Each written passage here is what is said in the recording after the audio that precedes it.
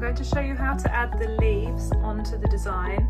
Now normally I leave this part until after I've actually washed off the stabiliser so that I can see where the gaps will be in the flowers, and it just allows me to fill with the green more naturally. But just to show you, I'm going to simply take my thread and bring it up. Now I'm going to start in between these two petals here, trying not to catch the wool, taking it as close as I can to the centre, bring my needle through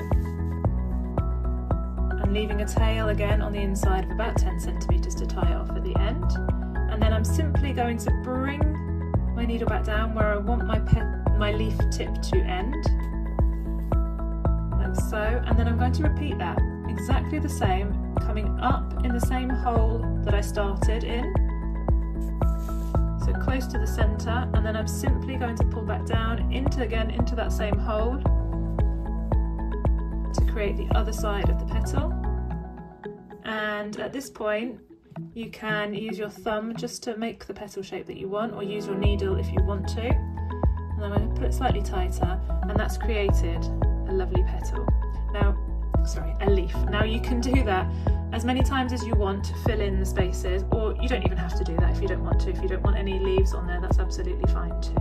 So that's entirely up to you at that point. And then, for example, if it's not sitting very nicely, you can literally just tease the stitches around a bit just to get them to sit how you want them to sit. As simple as that.